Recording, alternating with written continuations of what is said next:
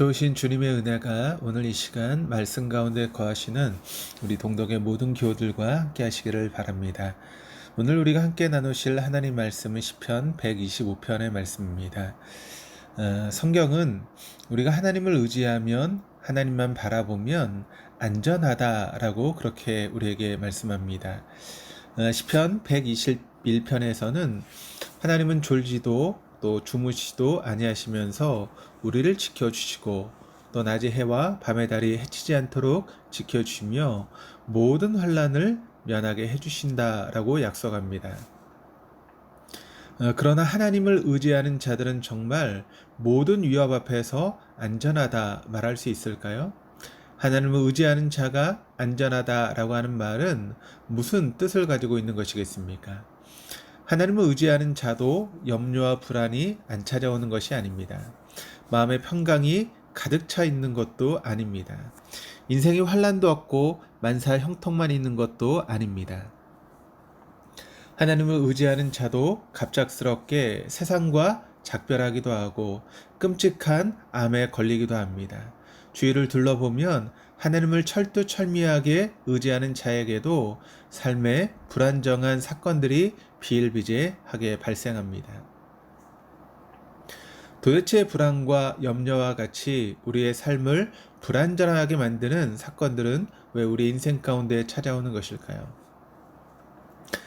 심리 전문가들이 진단하는 바에 의하면 현대인들의 한 4분의 1 정도가 불안장애를 경험한다라고 이야기를 합니다.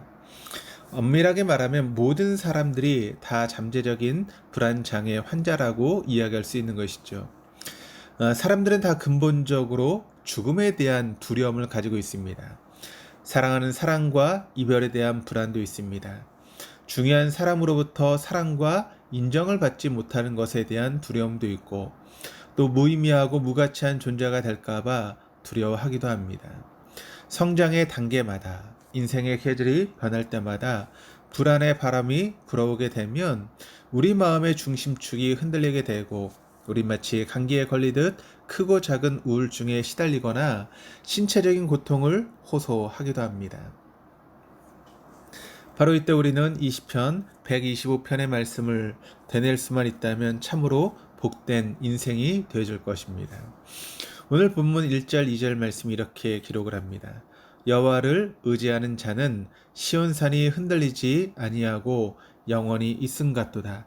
산들이 예루살렘을 두른 것 같이 여호와께서 그의 백성을 지금부터 영원까지 두루시리로다.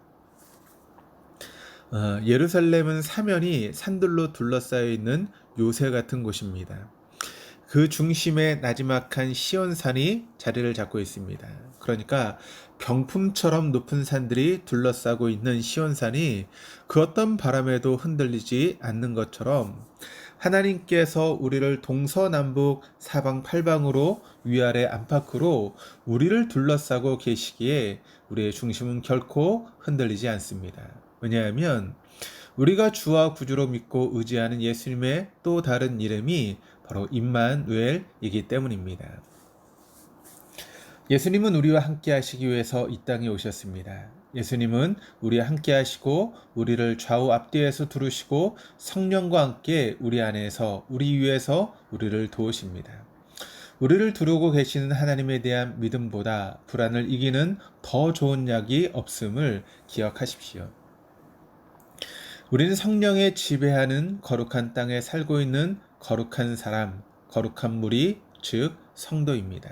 그러나 그 거룩한 삶 속에서도 종종 악의 손길이 스멀스멀 기어 들어올 때가 있습니다. 악은 여러 방면에서 우리를 공격해 옵니다. 내 사랑하는 가족의 생명을 앗아가기도 합니다. 내 수고의 상징인 재물을 노리고 사기를 치기도 합니다. 평생 지켜온 내 명예를 겨냥하여 거짓과 중상모략의 함정에 빠뜨립니다. 믿고 의지해온 이로부터 배신을 당해 가슴에 구멍이 뚫리기도 합니다. 황망하게도 어쩔 때는 이 모든 악의 공격이 한꺼번에 우리를 찾아오기도 합니다. 그러나 바로 이때 우리는 성전으로 올라가는 노래 6번째 시인 시편 125편의 말씀을 또다시 붙들 필요가 있습니다. 3절 4절 말씀 이렇게 기록을 합니다. 악인의 규가 의인들의 땅에서는 그 권세를 누리지 못하리니 이는 의인들로 하여금 죄악에 손을 대지 아니하게 함이로다. 여호와여 선한 자들과 마음이 정직한 자들에게 선대하소서. 때로 의인의 땅 한가운데 성령이 지배하고 있는 성도의 삶에도 악은 불청객처럼 찾아오기도 합니다. 그러나 악은 성도의 삶을 흔드는 고난이 바람이 될지언정 성도의 삶 속에 안주하여 왕이 되어 성도의 삶을 지배하지는 못하는 것입니다. 사도 바울은 또한 성도가 고난과 시험에 결코 넘어지지 않을 것을 확신하며 이렇게 권면합니다.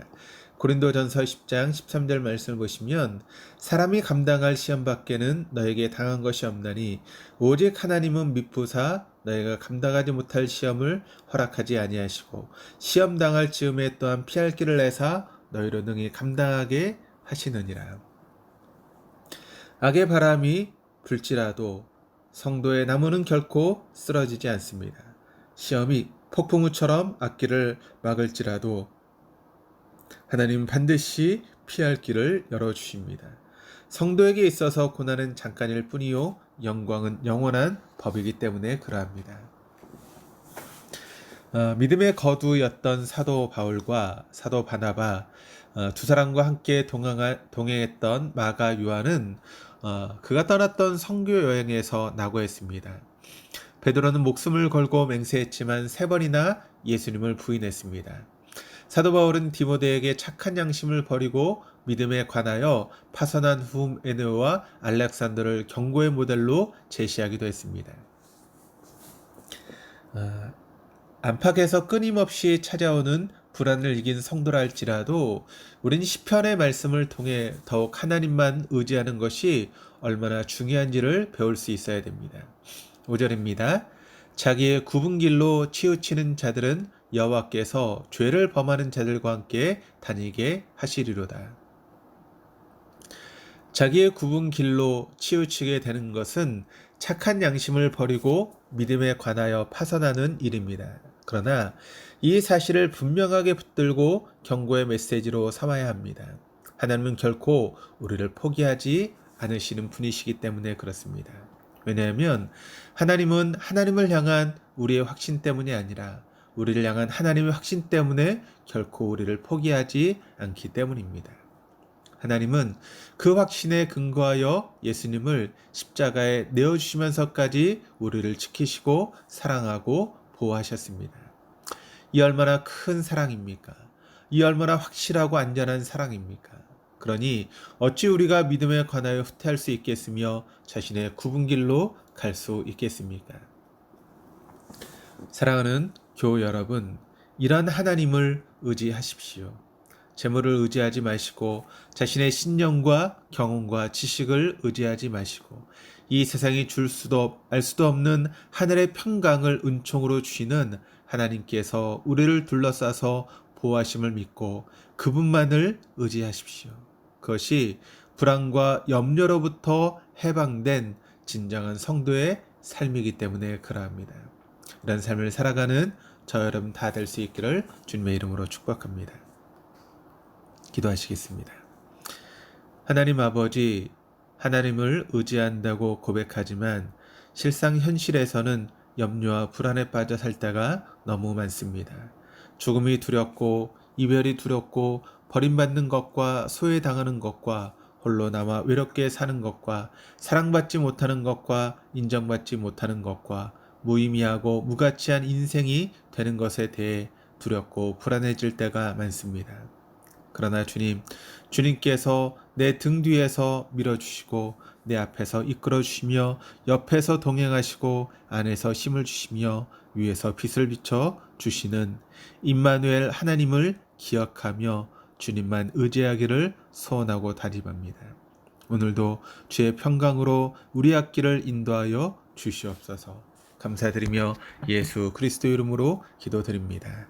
아멘.